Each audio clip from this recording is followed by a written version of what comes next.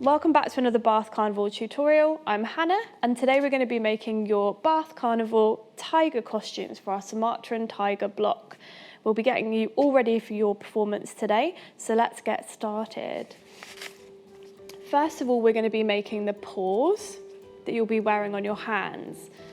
So these are made out of a little paw at the bottom that you'll get and some toilet rolls on the top that we've made for you.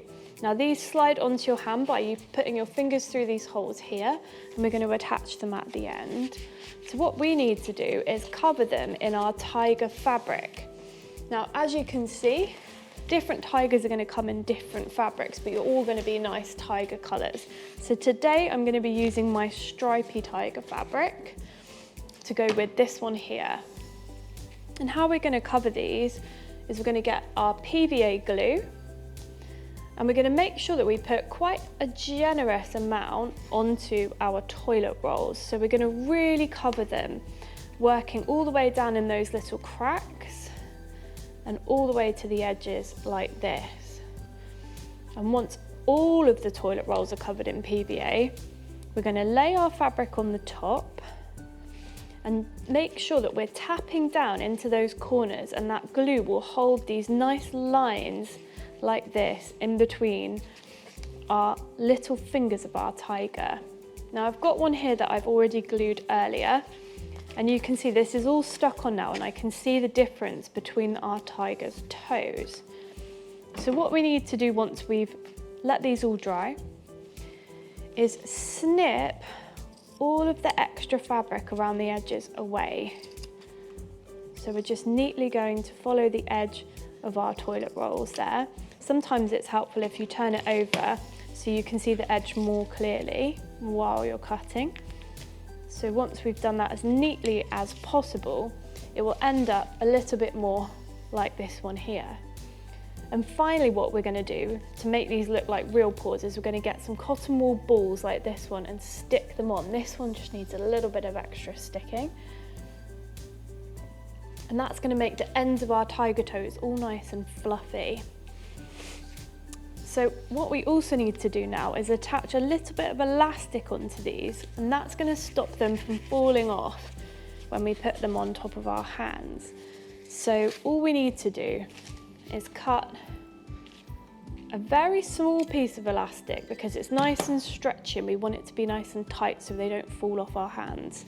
We might need a parent or a teacher to help with this, but we're going to get them on one side of the toe and just staple them in place, and then also on the inside of the paw pad and staple those in place as well. So someone might need to help you with this part, but that's going to keep our paw on, and we'll end up with something like this that goes with our tiger. Now we're going to move on to the next part of our tiger body, which is the main body. So this is going to sit on top of our heads, and we're going to wear it like this. So it's got a belly on one side and the back of our tiger with its tail on the other. So let's start off with the belly side. So we're going to move to the side that doesn't have a tail on, and that will be the side we're working on first. Now you'll all get some white foam like this, and you can really do a little bit of your own design with this, but what I'm going to do is cut these pieces out so it looks nice and furry like this one, because at the minute it just looks a bit flat. So all we're going to do that is take our scissors and cut little triangles out. Can you see how that makes the edge frilly there? Now my triangles are pointing a little bit up, so it makes the fur look like it's going down, kind of like the edge here. So if you need a guide, you can use the edge of your tiger there. Okay, so I'm going to keep kind of cutting these little triangles like this all the way around to make our edge fluffy. We don't want to go too far into the middle, probably no more than a couple of centimetres, because otherwise we'll lose his belly completely. But I just want him to look nice and furry. So when that's done, we can stick that on with PVA glue as well. And what you might want to do is hold it on with some paper clips just while that's drying, so you can work on the other side of your tiger. Let's move these away. So, moving on to our tail and our back of our tiger. I'll flip this one over so you can see here. So he's got stripes on his back and stripes on his tail, and then a little soft tip on his tail. So just like the paws, for the tip of the tail, we're going to use some cotton wool balls. We're going to need to stick those on both sides of the tip of the tail. But for the stripes, we're going to use black tissue paper. So what I suggest doing is folding that in half, your pieces, so that when you tear it, you get two pieces and it makes it a little bit thicker. But to get these nice stripy textures, tearing it rather than cutting it makes a really good texture. So we're going to tear it in kind of zigzags a little bit so that we get lots of triangles out of our tissue paper. But each one comes in a pair, can you see? Because we folded it in half. So we're going to keep tearing. Now some of them we can pop on just as they are, but some of them we might want to put on both sides, so we can tear them in half and we have matching ones. And what we can do with those is match them on the two sides of our tiger so they start to make a pattern.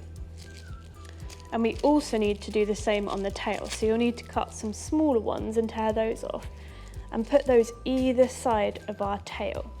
So can you see here, we've got some coming up the tail, some going in, so we want them on all sides. I might cut another small one out to show you. Let's tear this. So we can have some of the stripes underneath the tail and popping up like this, and some of the stripes might go over the top of the tail and point down like that. And then on the back, we might have some stripes that go either side of the tail like this, and some that come inwards like these ones. So can you see we've got some going out and some coming in. So we're going to stick all of these on until our tiger is nice and stripy, and then the back of our tiger will also be finished. And finally, we're going to move on to the head. So this is the face of our tiger, and this is one that we've already finished off. So what we need to do is attach the eyes to our tiger, the nose to our tiger, and the little whiskery holes for our little whiskers on our muzzle. So to start off with, in your packs, you're going to have lots of bits of shapes to cut out. So can we see where these white ones go? These are going to be our eyes, so we're going to stick those here. But before we pop them on, we'll stick on the sequins that are going to make up the rest of the eye and some of the markings you can see here. So you'll also get some shapes a bit strange, like these ones. And one of them is a bit like a funny S, so it goes down and then up, and one of them is just an archway. We're going to need both of those for one eye. Now we're going to also find a sequin for each eye, a little black sequin, and then also a little white bit that's going to make the shine in our eye. So to put these together, we're going to see they layer up. So we're going to pop the smallest S on first, and that makes the little corner of the eye. And then on top of that, so it overlaps a little bit, goes our gold sequin. So that sits a little bit on top of the black S there. On top of him goes our black pupil of our eye. And then we've got our shine. Now it doesn't matter where you put the shine, but what makes it look really realistic is if the shine is the same on both sides. So we'll try and match those up when we pop them in our tigers. And then just a little bit overlapping our gold sequin goes our top archway, and that's what makes the eye look really realistic when we pop it on. But can you see we're still missing some markings here? So in your packs, you're also going to have some feathers So once our eye's popped on, there's a feather that goes around the corner of the eye, like this. Can you see it here on this one? And then we've also got two feathers. One is a V shape and one is a little tiny piece, and they make the eyebrow of our tiger so that it can have some expressions. So I'm going to pop the V-shaped feather on now, on this one here. So it kind of goes just above the eye, and then a little piece of feather just to go next to it. And that will make my tiger look like it's having some expressions. And I'll pop a little glue on the corner to stick this feather on too. So we're going to repeat this the other way round for the other side. And then our tiger will have some lovely eyes. They're the most important part. But he'd also quite like to smell. So let's work on his nose next. There's going to be two pieces that you need. A black piece, it's a bit like a triangle, and a pink piece that's got two little arms going down. So the black piece goes on first. Can you see it under the pink piece here? Let's pop him on. So he's going to stick on the front, and then we're going to really need to put quite a bit of glue on the sides, and we'll probably need to hold this for a little while until it dries, because it might want to ping off because it's not going onto something flat. And once he's dry, we're going to pop our pink piece over the top and glue that too, and that's going to make our nose. But I'm going to leave you to do that because you're going to have to hold it for a minute and make sure it's nice and stuck down. And finally, we need to make it look like our tiger has whiskers. So instead of sticking on big whiskers, what cats have, if you look at pictures of tigers, is little dots around their muzzle where the whiskers join in. So we're going to make that happen with our tiger by sticking some sequins on. So we're just going to glue these. Now, I like to glue them in 3 lines that kind of all point towards the nose. But that's just how I like to do it. You might like a slightly different pattern, but we just want them on this lower part of the muzzle that's kind of near the nose, because if they go too high up, that won't look so realistic. So I've got my 3 there. I think I might put 3 more underneath, but they're kind of pointing towards the nose, my little rows, and I think that looks quite nice.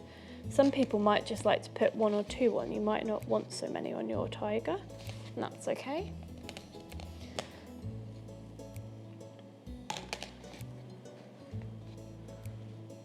And I might do 2 on the bottom row rather than 3, just so it's a little bit different. There we go. So that's everything. So once both of your eyes are on like this, and your nose is finished with its little pink top, your tiger face will be all finished, and your costume will be ready for you to perform in. So you can see your finished tiger costume. I'm going to invite my friend Jem from Bath Carnival up to show you what it looks like when it's all finished.